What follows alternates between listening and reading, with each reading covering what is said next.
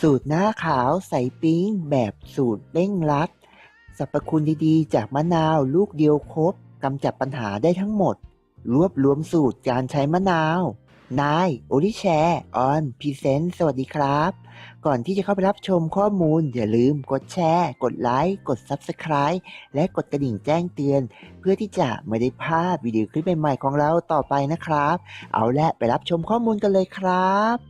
สวัสดีครับสำหรับใครที่กำลังมีปัญหากุ้มอกกุ้มใจ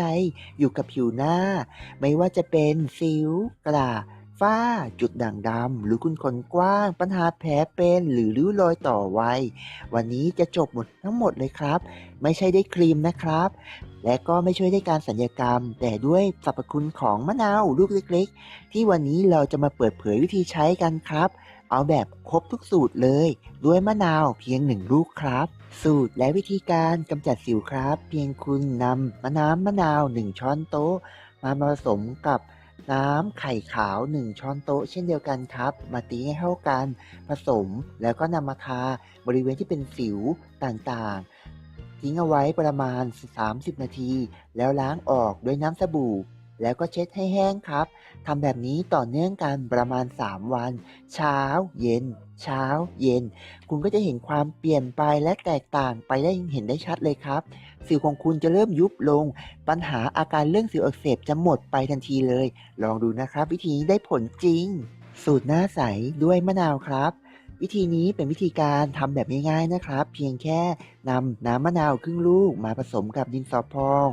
3-4 เม็ดและนำมาตีผสมให้เป็นเนื้อครีมเดียวกันครับพอเหนียวสักหน่อยนึงหลังจากนั้นก็นำมาพอกบริเวณผิวหน้า ทิ้งไว้ประมาณ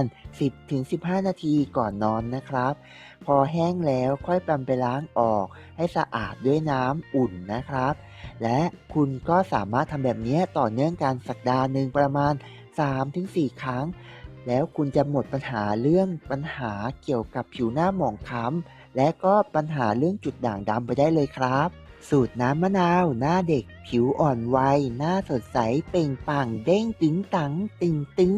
วิธีการทำมีดังต่อไปนี้ครับเตรียมน้ำมะนาวมา1ช้อนชาครับน้ำผึ้ง2ช้อนโต๊ะ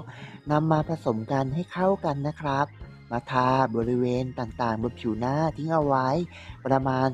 15-20 นาทีครับแล้วล้างออกให้สะอาดทำต่อเนื่องกัน1 สัปดาห์คุณจะเห็นผลครับว่าผิวของคุณจะเริ่มขาวขึ้น ปัญหาต่างๆบนผิวหน้าก็จะลดน้อยลง และหน้าของคุณก็จะเด็กลงนั่นเองครับ สูตรน้ำมะนาวเพื่อผิวขาว หน้าขาวใสเปล่งปลั่งเหมือนสาวเกาหลีครับ วิธีการนั้นก็คือเตรียมน้ำมะนาวครึ่งช้อนโต๊ะนะครับพร้อมหัวไชเท้าครึ่งช้อนตวงครับ หลังจากนั้นนำมาผสมกันด้วยการปั่นให้ละเอียดหรือบดให้เป็นเนื้อเดียวกันครับแล้วนำมาพอกหน้าทิ้งเอาไว้ประมาณ20นาที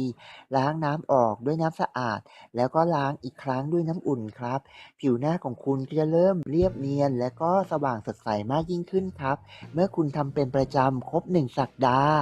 สูตรน้ำมะนาวกำจัดสิ่งอุดตันในรูขุมขนและแก้ปัญหารูขุมขนกว้างสามารถช่วยกระชับรูขุมขนได้ครับวิธีการมีดังต่อไปนี้ครับเพียงคุณเตรียมน้ำมะนาว1 ลูกนะครับผมนำน้ำมาเพิ่มเติมด้วยนั่นคือน้ำร้อนกับน้ำเย็นครับ เพียงคุณนำน้ำมะนาวที่คุณเตรียมเอาไว้จำนวน1 ผลบีบมาเลยครับให้ได้1 ถ้วยนะครับใน1 ผลนั้นนะครับมาเทใส่น้ำร้อนให้เข้ากันแล้วนำผ้าคุณหนูมาชุบแล้วกันมาคลึงบริเวณผิวหน้าประมาณ15 นาทีให้รูขุมขนเปิดออกครับสิ่งสกปรกต่างๆบนรูขุมขนจะหลุดออกมาอย่างง่ายดายครับ และหลังจากนั้นก็ให้คุณล้างหน้าด้วยน้ำเย็นครับทำให้ผิวหน้าของคุณสดชื่นกระชับและเต่งตึงเรียบเนียนอีกครั้งหนึ่งครับวิธีการเหล่านี้เป็นวิธีการแบบธรรมชาติที่เราสามารถทำได้บ่อยๆครั้งและไม่มีปัญหาเรื่องผลข้างเคียงใดๆครับถ้าหากถูกอกถูกใจอย่าลืมแบ่งปันให้กับคนที่คุณรักนะครับในวิธีการเหล่านี้รวมไปถึงวิดีโอคลิปนี้ด้วยวิดีโอคลิปนี้ผมทำมาจากบทความที่ผมเคยเขียนทิ้งเอาไว้ครับ รวบรวมแต่สาระความรู้มาอย่างเดียวครับ หวังว่าจะเป็นประโยชน์ ขอบคุณมากๆนะครับที่ติดตามรับชม สวัสดีครับ